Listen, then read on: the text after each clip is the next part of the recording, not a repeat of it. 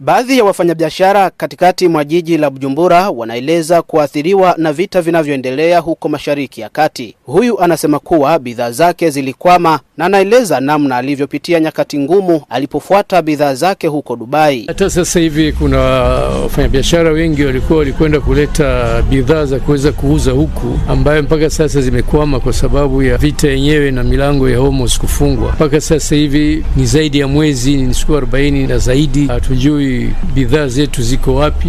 Bandari zimebomolewa, watu wamekimbia. Mimi vita imenikuta kule tarehe 28 Februari. Ilikuwa mimi nasafiri kurudia hapa. Na wakati nikitoka hotelini kwenda kuchukua ndege tarehe 28, ndege yangu ilikuwa ni ya Kenya Airways ya saa 8 ya usiku. Basi nimechukua gari na taxi na kwenda airport, naona message kwenye simu wananijulisha kuwa hamna usafiri sababu airport imefungwa. Ikabidi tuchukue gari tuweze kutafuta njia nyingine, tupitie njia ya Omani. Njia ya Omani ni kilomita karibu 600 kutoka Dubai kwenda Muscat. Licha ya ugumu wa kuleta bidhaa nchini, wafanyabiashara hao wanataja athari nyingine mbaya ya uhaba wa mafuta unaotokana na vita hivyo, na imesababisha kuzorota kwa shughuli zao za kibiashara. Kwa kweli sisi tunaathirika. Kufatana na nini? Mafuta ya gari yanatoka nchi ya nje huko Irani. Sasa leo tunapata shida. Tunanua leo kinju ya mafuta 30,000. Tunapata shida, usafiri unatusumbua kufatana na mafuta na vita inapigana huko.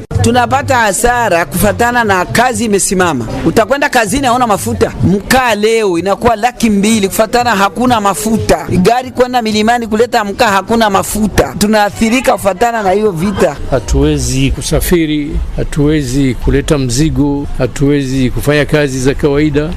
Dunia imesimama. Sehemu zile ni sehemu ambayo ni muhimu sana kwa dunia. Zinatoa petroli, zinatoa gezi, zinafanya biashara transit ya dunia nzima kupitia kule. Inakuwa ni matatizo kwa sisi wafanya biashara. Mtaalamu katika masuala ya uchumi Diomedi Ninheretse anabaini kuwa hali hiyo inaweza kusababisha uchumi wa taifa kushuka. Mtaalamu huyo anapendekeza serikali kutenga hala la mafuta, kubana matumizi kwa kujiepusha manunuzi yasiyo ya lazima. Nibaza ko leta yofata ingingo zishoboka.